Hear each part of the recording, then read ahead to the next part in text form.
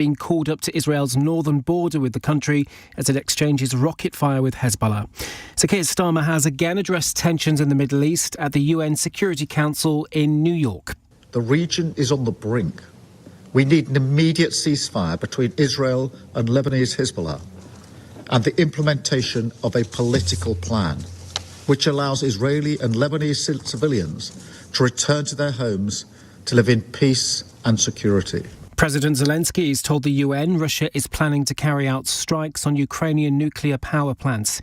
He's addressed the General Assembly in New York. Since Russia can't defeat our people's resistance on the battlefield, Putin is looking for other ways to break the Ukrainian spirit. One of his methods is targeting our energy infrastructure.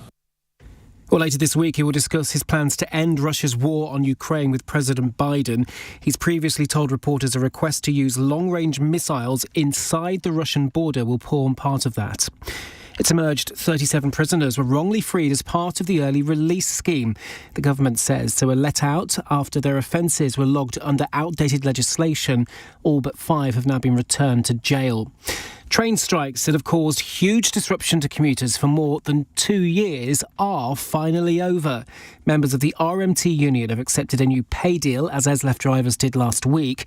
Roger Blake from Rail Futures told LBC he's pleased it's all over. From the passenger's point of view, which is the people that we're in business to represent, just sighs of relief that there is greater stability, certainty and longer-term confidence that people can plan their lives around rail journeys. And Sir Alan Bates, who led the campaign for Justice for Postmasters, has been knighted by Princess Anne at Windsor Castle. The 70-year-old was recognised in the King's birthday honours in June. In the city, the FTSE 100s closed down 14 points at 82.68. The pound buys $1.33 and €1.20. LBC weather, a band of rain moving northwards into central areas tonight. Showers for the south and northern Scotland and a low of -1. From Global's newsroom for LBC, I'm Daryl Jackson. This is LBC from Global, leading Britain's conversation with Iain Dale.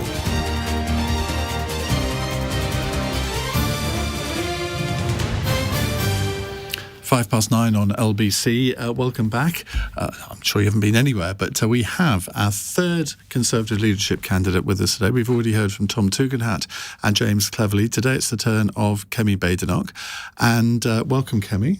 Thank you. We've done this once before, at least, haven't we? Twice, yes. Well, how we're going to play this is I'm going to ask you some questions first of all, and then we'll go to our callers. If you'd like to ask Kemi a question, the number to call 0345 6060 973. Of course, you can watch us on Global Player as well if you'd like to. Now, you stood for the leadership once before. Mm-hmm. Why are you standing again? Well, I didn't get it last time, so that's one reason.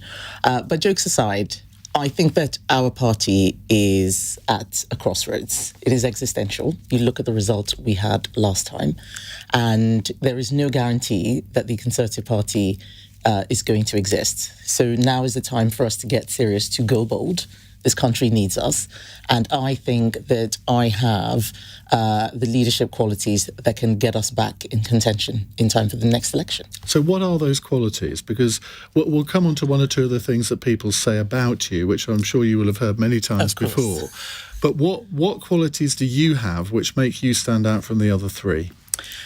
So I will talk about the things that people tell me they like about me. I've been going all around the country and meeting many members who've been very enthusiastic.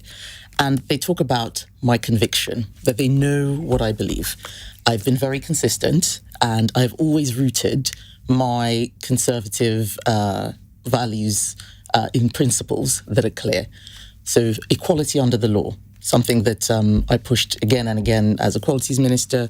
Freedom, whether it's freedom of speech, freedom of association, free markets, family. I don't think we talk about family enough. Citizenship. And by citizenship, I don't mean just having a passport. I mean caring about a place, wanting it to succeed, caring about the people who are there. And people like the way that I speak. They like that I'm direct. They like that I'm very forthright. But the thing they love the most is that they think that I can fight for conservative values, that I didn't allow myself to be pushed around. I defended our party, I defended our values and our principles, and they think that that's Which actually something annoyed some of your colleagues, didn't it? Yeah, sometimes it did. But this is what we're here for. We're here to fight for things. We're here to fight for our beliefs, to fight for our values, not just to be managers. And I think there are many people who just want a quiet life, and actually they don't really like being politicians.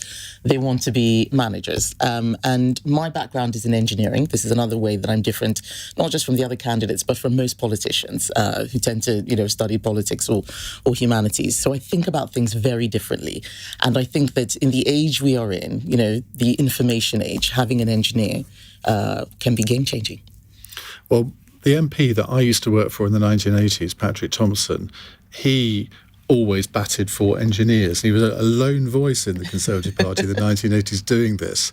And shall we say, he's probably not one of your natural supporters, but he was very excited when he found out that you were an engineer. Oh, really? So, what does it mean to be a Conservative in 2024 compared to when I joined the Conservative Party in 1979? It was a very different time. Conservatism can mean different things to different people. It can mean all sorts of different things. How has conservatism evolved, and how would it evolve under your leadership? So it evolves to deal with the challenges of the age that you're in.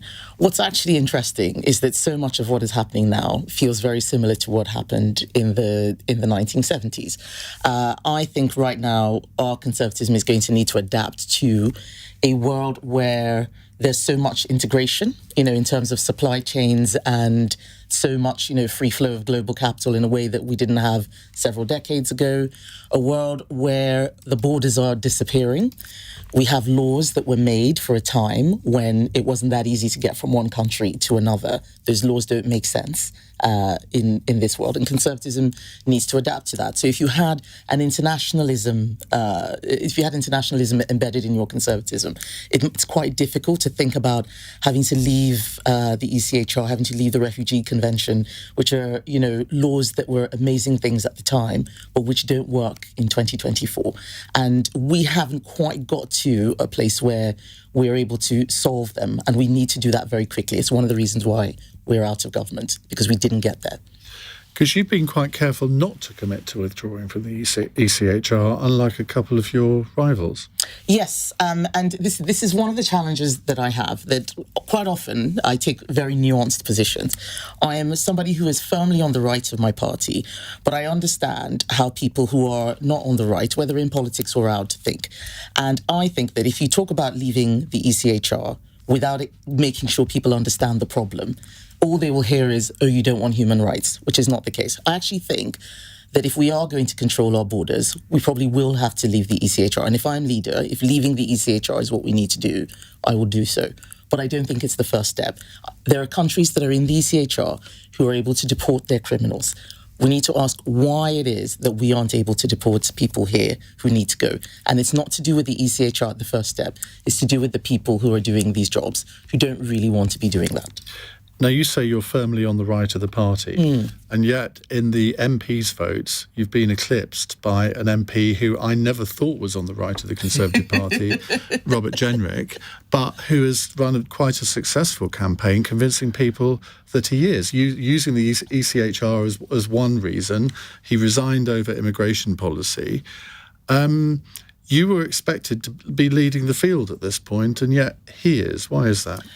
Well, several reasons why, but the first is that the contest, the MP stage isn't over. It's an iterative process.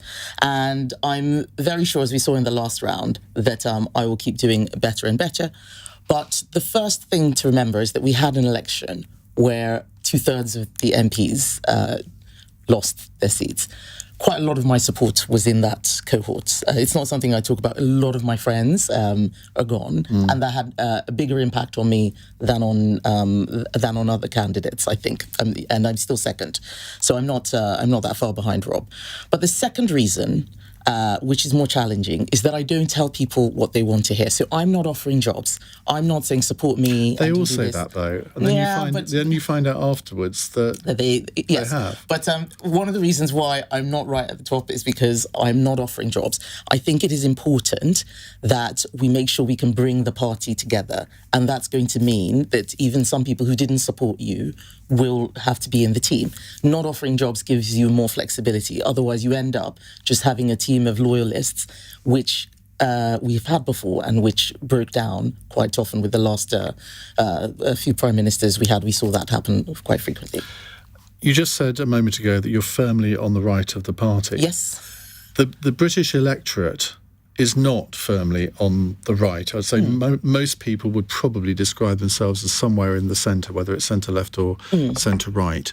What does being on the right mean? Because it implies, I think, with a lot of people, that you want to privatise everything, that you are a sort of culture warrior, that you're not a social liberal, you are a social conservative with a small c, don't believe in equality for gays, or sort of you're anti-abortion. All of these things, those are associated with the word right. That's right. So what it means for me is, starting from those principles I talked about, being authentically and visibly conservative and not compromising on those values in order to win votes from people who probably would never support you. That's how I think about it. So, you use the phrase socially liberal. This is an interesting phrase for me because I have found that what was socially liberal 10, 20 years ago is now socially conservative. Like what? A really good example is gay marriage. I'm somebody who always supported gay marriage, but being supportive of gay marriage doesn't make you socially liberal. Now what's socially liberal has moved beyond that. It's now about whether you believe someone can self-ID into another gender. That's something that I don't believe in. So now that makes me on the right of the party. So that's one example. When it comes to things like border control, I am very much on the right of the party. I have very strong views about what a nation is. It's about sovereignty and control. It's one of the two reasons why I voted Leave in the 2016 referendum, when I saw that Angela Merkel could create 1 million European citizens, EU citizens, and any country could do that. I thought, no, that's not what citizenship is. I don't like this, and I think that we need more control. As it happens, we did a less than good job at taking that control and using it properly. And those are one of the things that I would want us to change, how we govern as well. So those are some of the reasons why I place myself firmly on the right of the party. It doesn't mean being a headbanger. And one of the things I want to do is reclaim the phrase right wing. It's used now in such a pejorative way, and I don't think it is pejorative. I think it's just explaining a side of the political spectrum. Virtually everyone I speak to about you and the leadership contest, they all think that you are a culture warrior. That's the phrase that they associate with you. Now, you were Equalities Minister for quite a long period, actually. Why do people think that about you, do you think? Because I did my job and I did it well. So equalities as a ministerial role is where so many contentious social issues sit. Race relations, anything to do with sexuality, sex, gender, religion, all of those things sit in the equality space. And what had been happening was the party had just gone with the Labour consensus that equalities is a left-wing thing, so we'll just do everything that Labour had been doing. And when I came into the job, I thought, no, this is not how we do things. I believe in equality under the law. I don't like identity politics. It's one of the reasons why I'm in the Conservative Party and not Labour, because I hate identity politics. I hate this thing of people being put into different groups and, you stay in your lane. No, this is your group. This is the kind of music you listen to. This is the party you support. This is what you watch. This is how you speak. I hate that. I want us to have a shared British identity. I want us all to be treated exactly the same. We were not doing that until I came in and imposing that. But it means fighting a lot of battles because people feel strongly about those issues. So if people feel strongly about issues and you think they're wrong, you have to come out and defend your principles and your values. Many people would rather just not talk about these things at all. Don't say anything. Well, they found it quite embarrassing to even be talking too much about race unless we were apologising for Britain's history. Whereas I'm proud of Britain's history. I think it's a great history. So it's things like like that make people say that I'm a culture warrior. I was just doing my job. And I think actually if a lot more people did their jobs the way I did, we'd probably still be in government. Just before we go to a break, you hit the headlines a few days ago when you said that you became working class when you worked in McDonald's as a 16-year-old. Just take me through the logic of that. Well, that's not what, that's what people inferred. I said I became working class when I turned 16, when I was working at McDonald's. But what made me working class was the fact that I came to this country with no money, no friends, no parents. I had a place to stay, but I had to work to eat. Otherwise, I would starve. And that, in my view, is what that means. But in your childhood in Nigeria, you came from a very middle-class background, so I didn't said, you? So what I said was that I grew up in a middle-class family, but coming here, I became working class. My dad gave me his last £100. He said, this is all we have, because all our money was gone. And this is one of the things that people don't understand, that because I've lived somewhere else and I've seen how things can go wrong, I have a very visceral reaction to bad policy here. I lived in a country where there was hyperinflation. My family's money was inflated away. It turned into nothing. I watched a government put in left-wing policies that destroyed the economy. There was capital flight. People wanted to leave. They couldn't get out.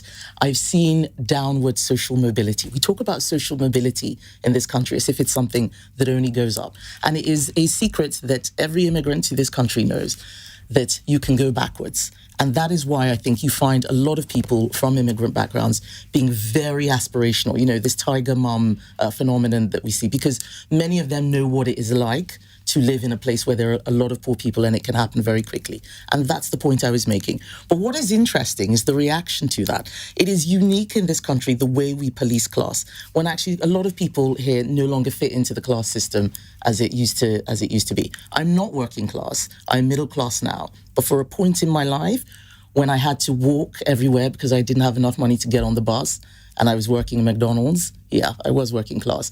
And I don't care how many sort of private school people tell me, laugh, like James O'Brien, for instance, who's one of your colleagues, who seemed to think it was very funny. I don't need to take lessons from somebody who went to Ampleforth. I know who I am. And I was working class at that time, but I fought my way back up. And just finally on this, what did you learn from working in McDonald's that you can apply to being leader of the Conservative Party? To smile no matter what people say to you. You get a thick skin from doing any kind of job that is public facing. I don't think any job really, to be honest, gives you as thick a skin as being a member of parliament. But you learn to do that. You just learn to not create a status for yourself. There's a humility that comes in doing that job that I think is important in public service. Learning to be humble, learning to put yourself in other people's shoes. There were people who would come in who didn't have any money, and they would ask for food, and you weren't supposed to give them food, and you sort of look around and say, just wait, and you sneak them something. You have a lot of empathy and sympathy for people who are living that sort of life, knowing that that could be you if things went wrong for you. Okay, we'll have more from Kemi in a moment. If you'd like to ask her a question, the number to call 0345 6060 973. Of course, you can WhatsApp on that number too. It's 21 minutes past 9. This is LBC. Bye,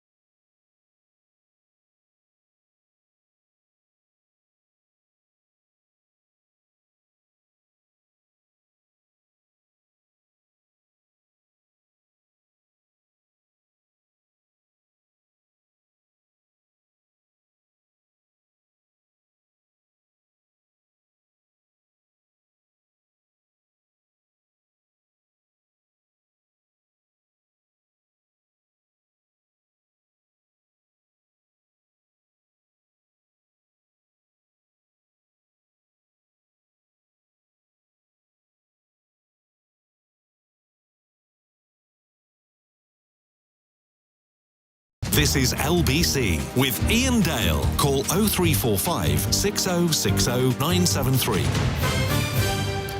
22 minutes past 9 on LBC. What did the last government get most wrong? Most wrong?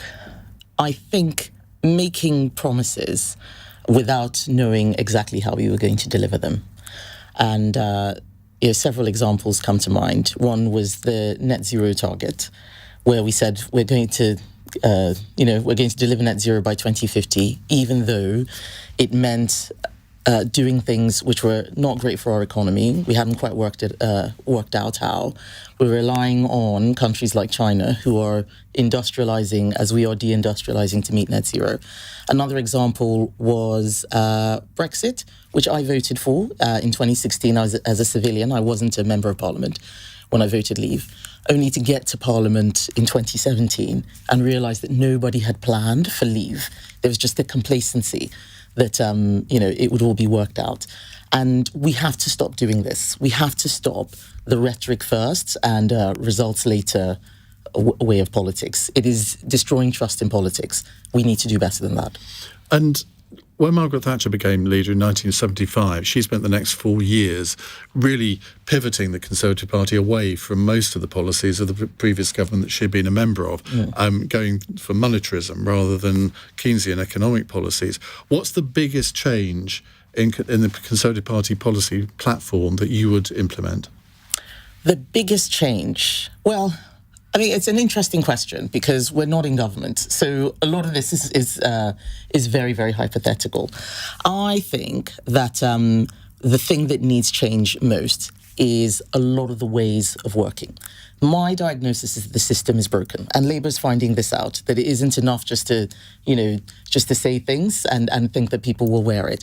The biggest change that I would put in would actually be around the economic side, and it's about what I call Treasury orthodoxy. It's something which I talked about at the last leadership campaign. I'd been a minister in the Treasury, and I don't like the way the Treasury does its job. I think it actually hampers growth. It doesn't take a long enough term view. We have spending reviews in 1 year to 3 year cycles at most. So within an election cycle, it's too short. When, as Trade Secretary, I would go to other countries, you talk to your counterparts in Saudi Arabia, and they're taking a 15-year view. They're talking about what they're going to be doing in 20 years.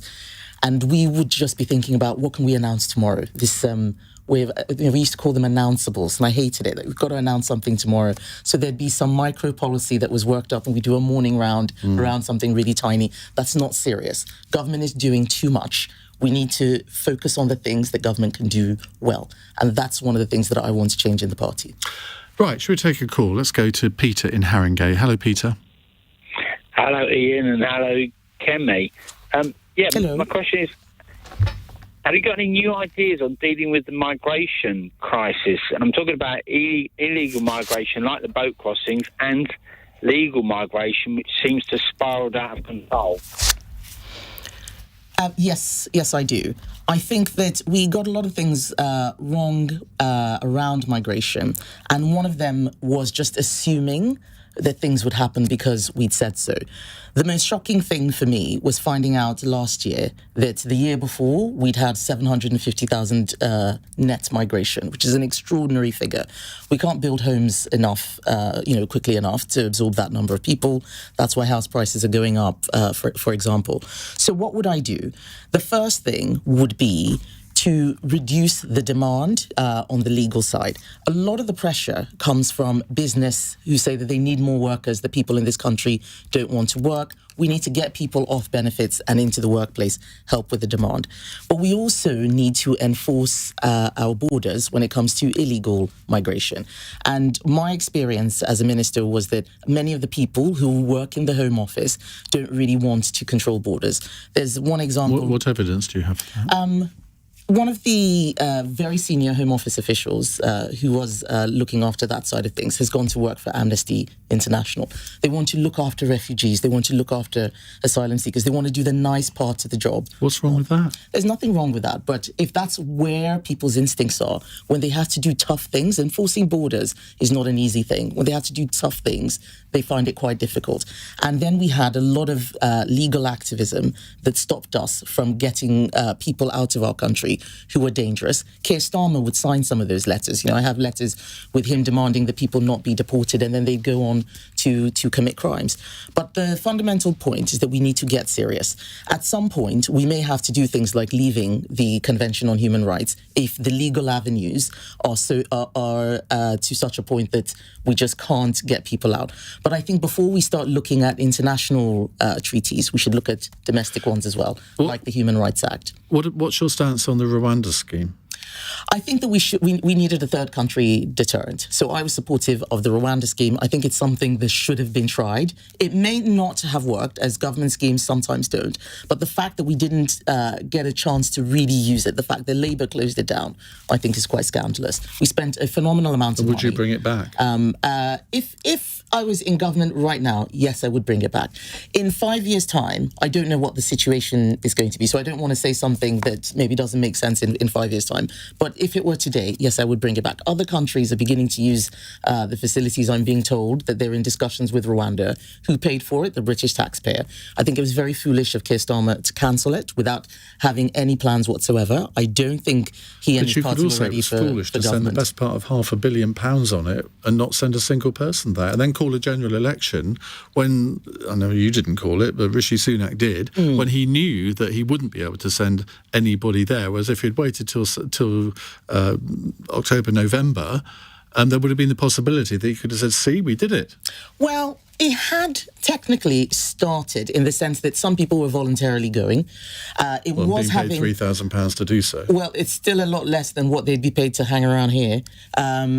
There were people who were changing their migration routes, going to Ireland. We heard ministers in the Irish government complain that because of the Rwanda scheme, more people were going to Ireland. So it had started working.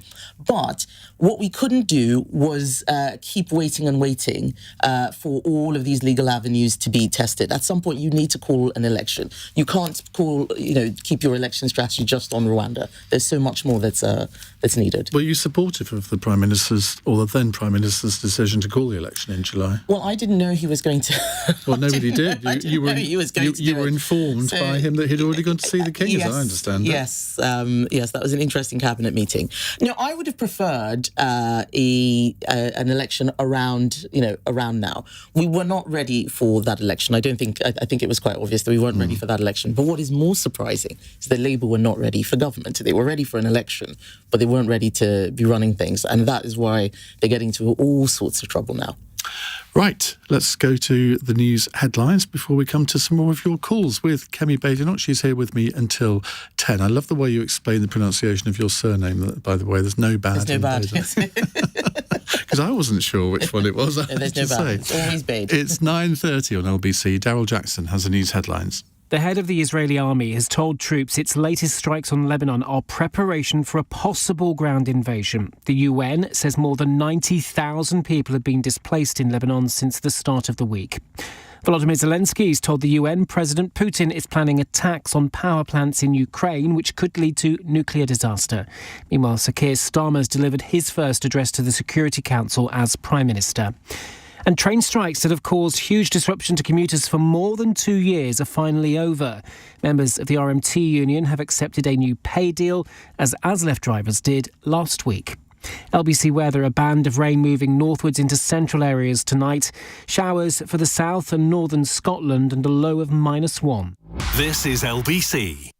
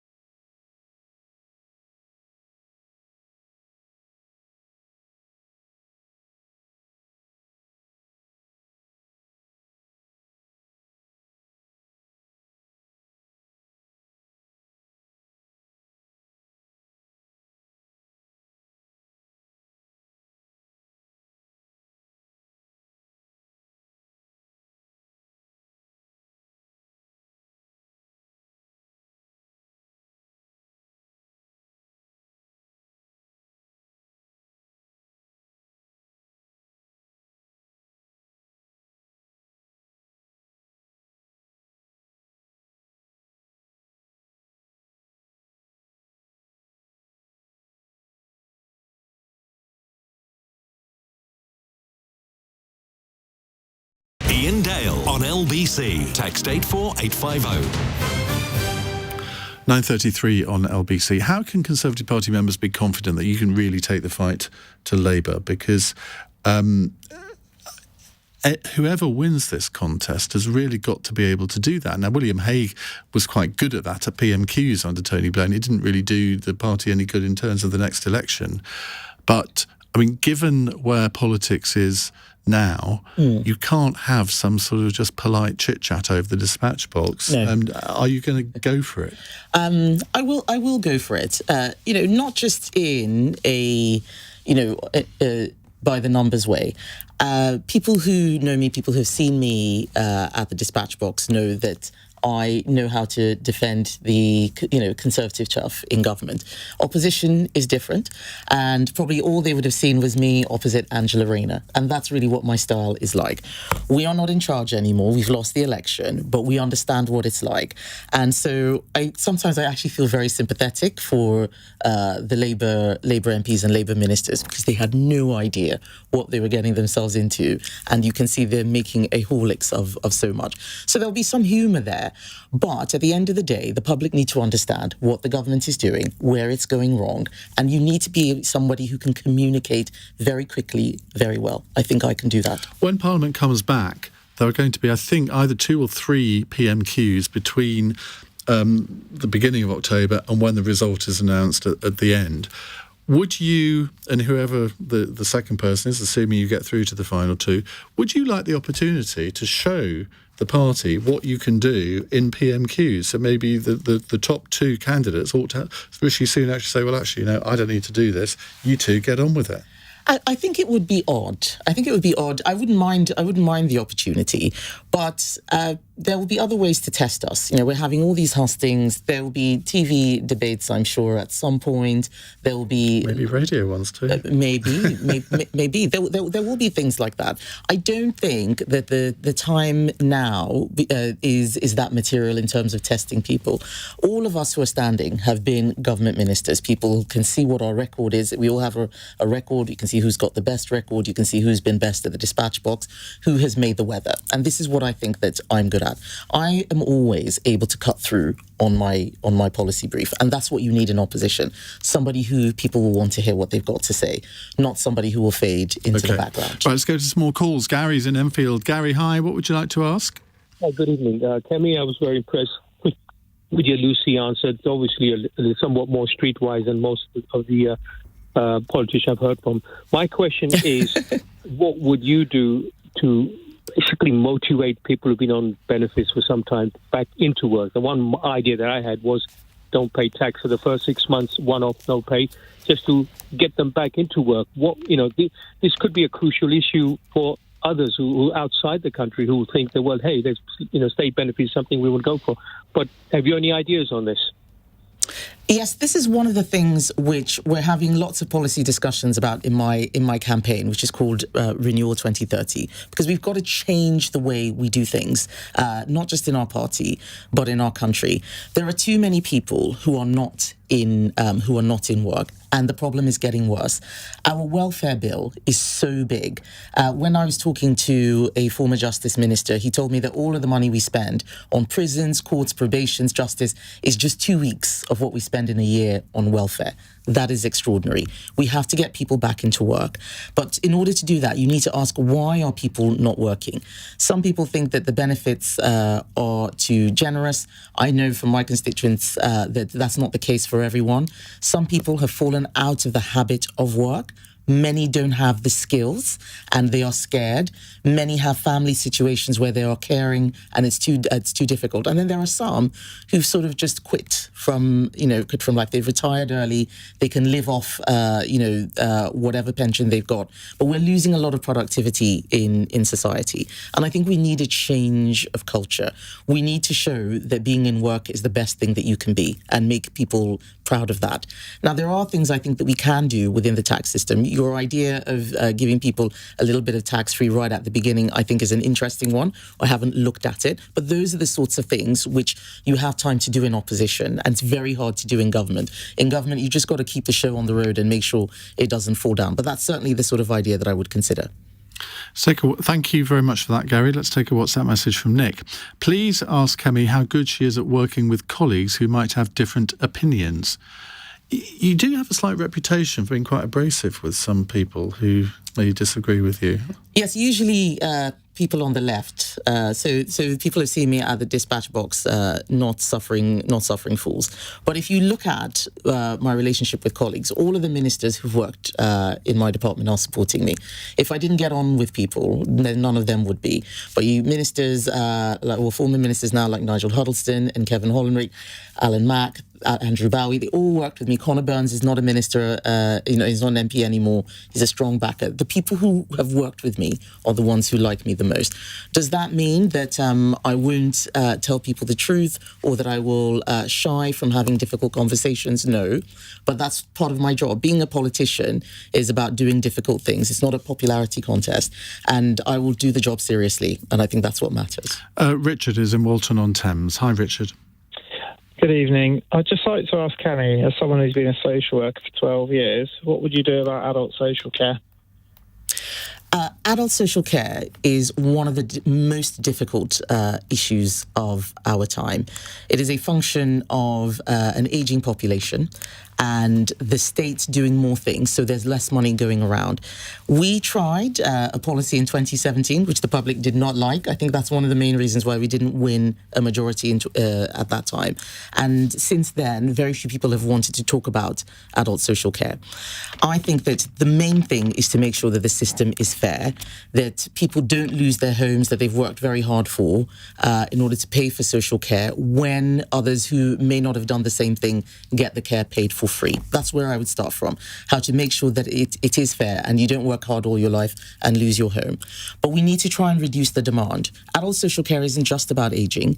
It is also about people with very severe disabilities, sometimes quite young people who are adults. What we do to reduce those sort of situations from occurring, making sure that we're able to deliver the service in a cheaper way, but not losing quality, I think is going to be key, looking at how we can deliver it better, but also making care work something that more people want to go into.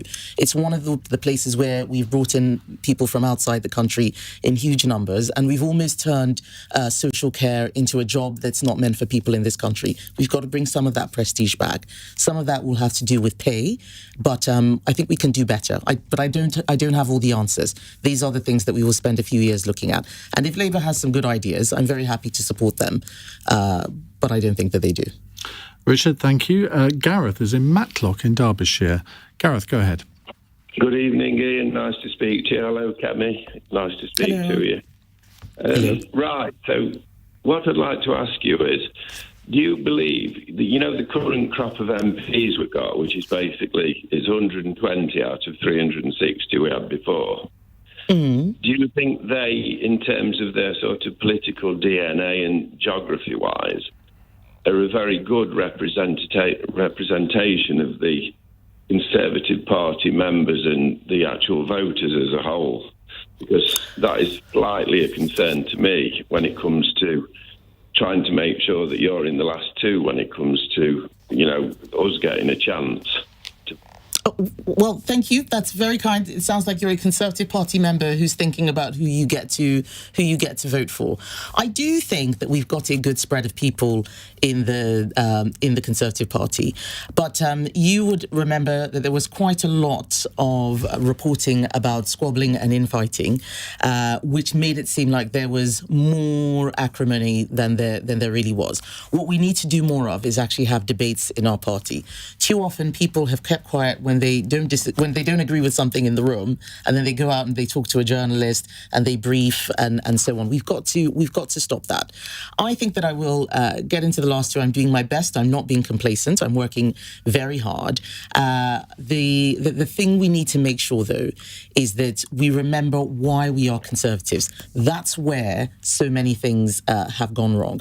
We've stopped being confident conservatives, and we've just tried to be managers. Well, let's not bring ideology into it. I think there are many people who are embarrassed to be politicians. I'm not embarrassed to be a politician. I think politics is a noble career. I'm an engineer by training, but in this job, I'm able to help so many more people. But we should bring some of the politics back into it. And I think when we start talking about what we believe in, we will see that we are conservatives. And if there are people who are not conservatives, and then I think very quickly, in opposition, we will find that they will disappear and go off and do something else. I'm not sure that even in the halcyon days when the Conservative Party had huge majorities, even under Margaret Thatcher, whether the parliamentary party was ever representative of the party in the country. But right, let's go to Solomon, who's at Heathrow. Hello, Solomon. Hello, hi Ian, hi Kemi, how you guys doing? Good, thank you. What would you like to say?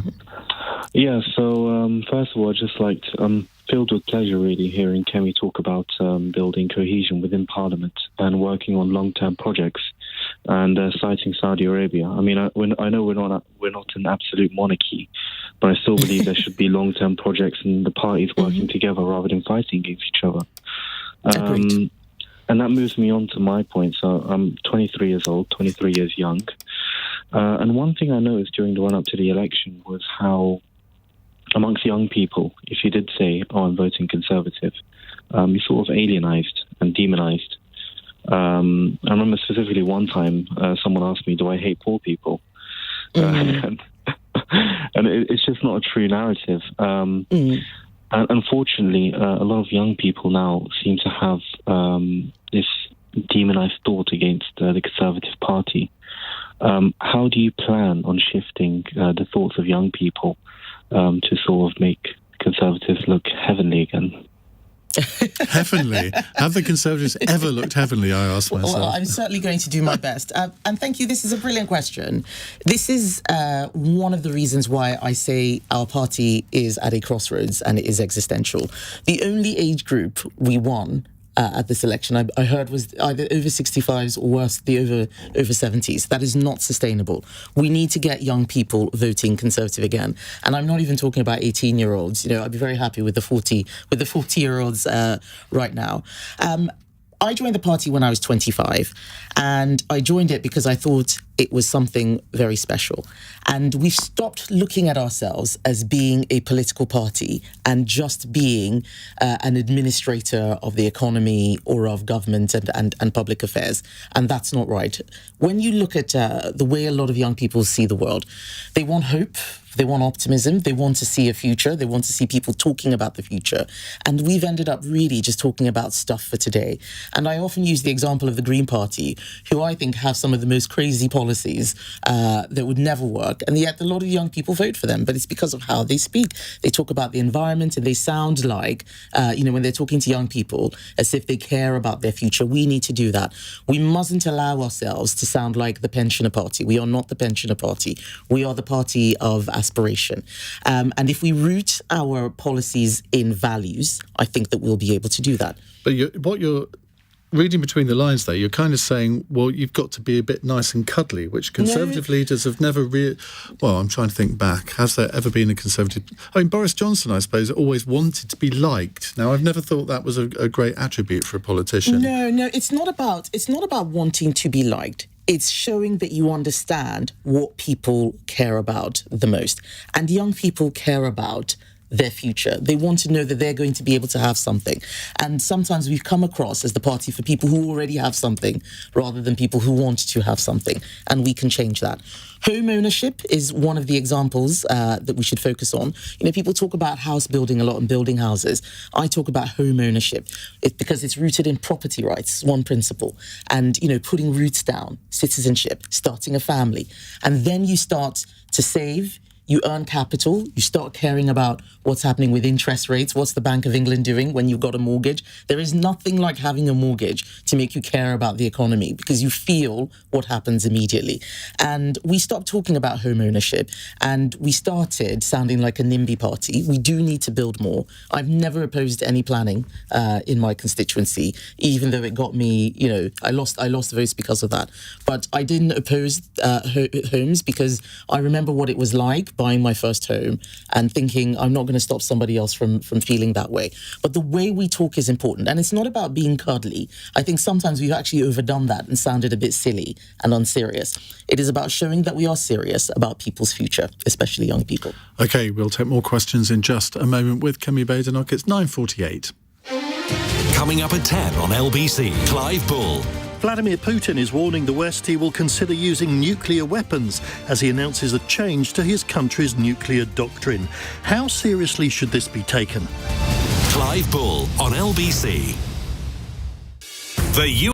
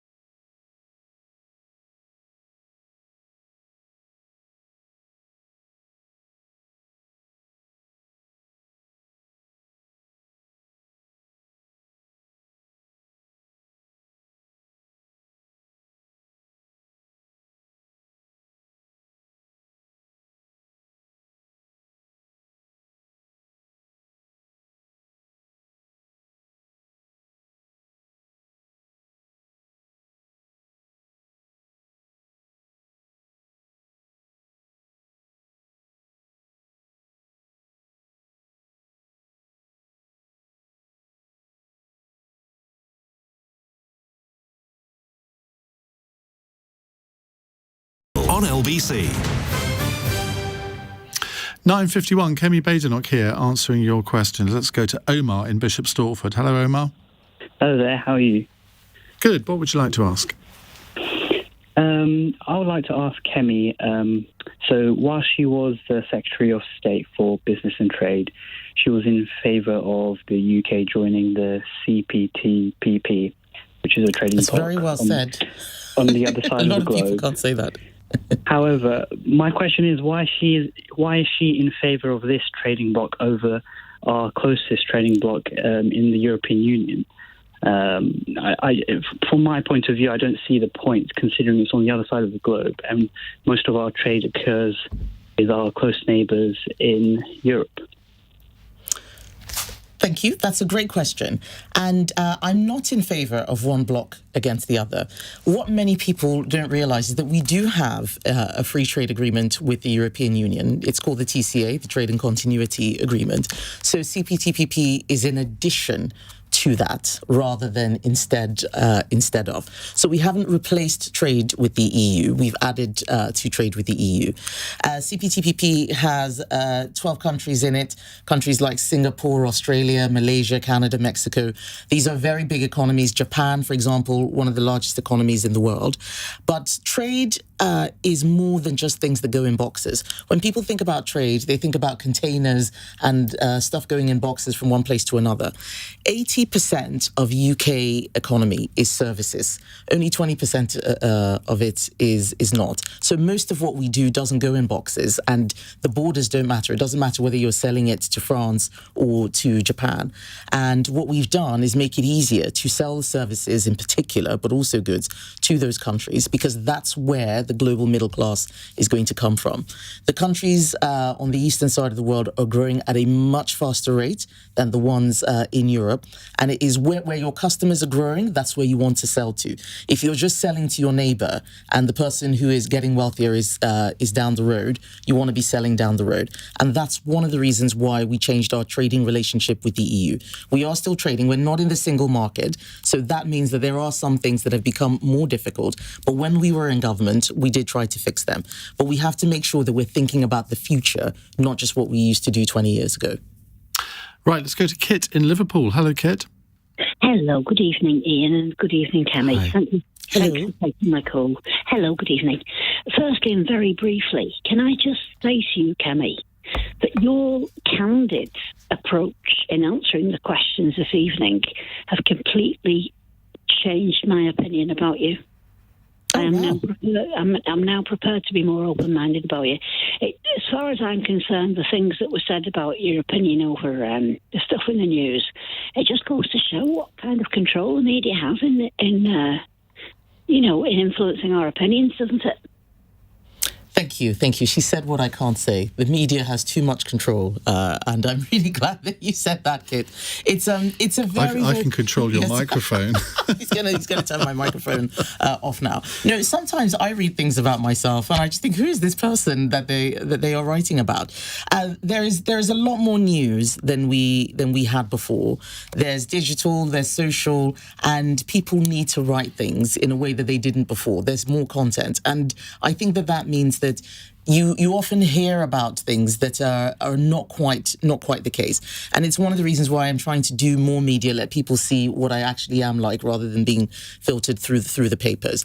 But not everything that you read in the papers is 100% accurate. It's often one person's view. Someone might talk to a journalist and say, this is what happened. I've read things in a newspaper about meetings I've been in and known that was not what happened, but someone else has given a different view. So it's important to make sure you get your side across at all times. Kit, I think you've got another question as well, haven't you? I do, thank you. And I'm sorry I'm changing direction here, but given the global situation that we're in at the moment, worldwide, with the subjects going, with the issues going on in the Middle East and with Ukraine, etc., very directly, it's a question which, I have friends from an eclectic mix of life, but the most prominent question when we're debating the global unsettlement at the moment is, gosh, when you look at the mixed messages that we send out to the rest of the world, is there any possibility, just straightforward, I'll be as brief as I can, sorry about that, is there any possibility, do you think, that we are in danger of becoming involved in direct conflict? Because look, we've got a massively failing military. We've got we're undernumbered. We're underfunded. Kit, I hate to break in, but we've only got about 3 minutes left. So, would you mind? Let's put the question to Kemi. So, Kit, I think you're asking about the world becoming more dangerous, and are we ready? And I think this is one of the key questions that politicians of today are going to have to deal with. The world is becoming more dangerous. Everywhere I travelled as Trade Secretary, people were dealing with the same problems. A lot more immigration, whether you were in Italy or the US. People dealing with high inflation. There's a lot of tension. In some places, it's climate change. In other places, it's ethnic conflict. And because of our position in the world, we seem to have a lot of links with places that are not particularly stable. Are we going to be dragged into one of these things? I think that there is a risk, and we need to do everything we can do to minimize that risk. That means playing the role of peacemaker, trying to arbitrate where we can. You talked about the Middle East. There was a lot of work that we were doing behind the scenes to reduce tensions between, in the war between Israel and Hamas, for example. Not that much of it was successful. But we also need to be ready for something that we don't want to happen if that happens. And in my view, that means getting very serious about defense, spending more. At a time when money is tight, the only way we can spend more money on defense is to grow our economy, making sure we get people into work, that we are producing, that we have an army that's fit and ready, that we look after them as well. Soldiers do an unbelievable job, often thankless task. We need to take care of them and talk more about how they make our country proud, but also show countries that might be looking to antagonize us that we are strong and we are ready, but we don't want to get into any conflict. Kit, thank you. Mike says, has Kemi ever accepted any gifts? If so, can she list them? When in government, didn't she have to declare in the usual way? Don't use that excuse. Well, yes, I did get hospitality. So one of my favourite ones was the Jingle Bell Ball, which Global invited Indeed. me. Which Global invited I've never me been. to. They invite you, but they don't invite me. They did invite me. So there's hospitality, which anyone who's familiar with corporate hospitality. I used to be on the other side when I worked in banking, and even when I worked at the Spectator.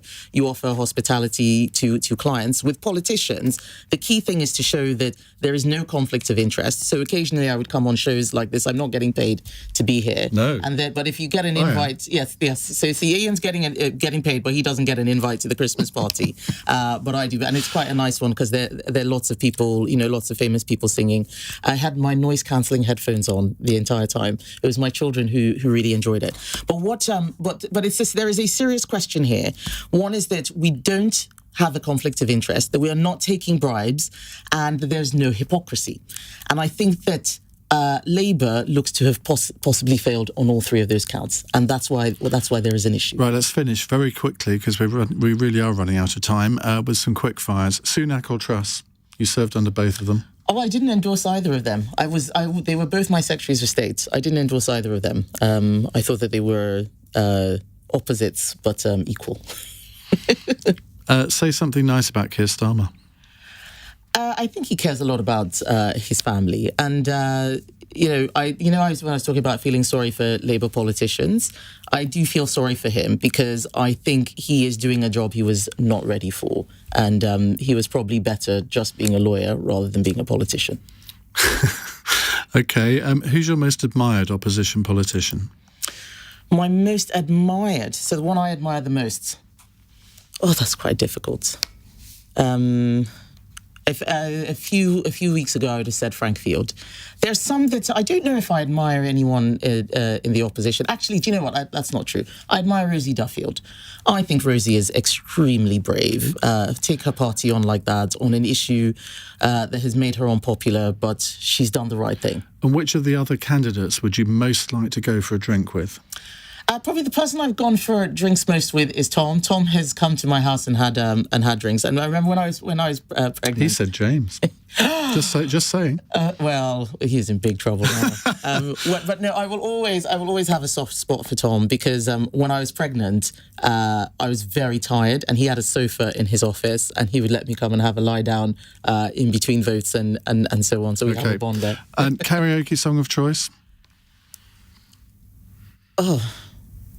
I don't know. I'm not a karaoke singer. This is very tough. I'll forgive you that one.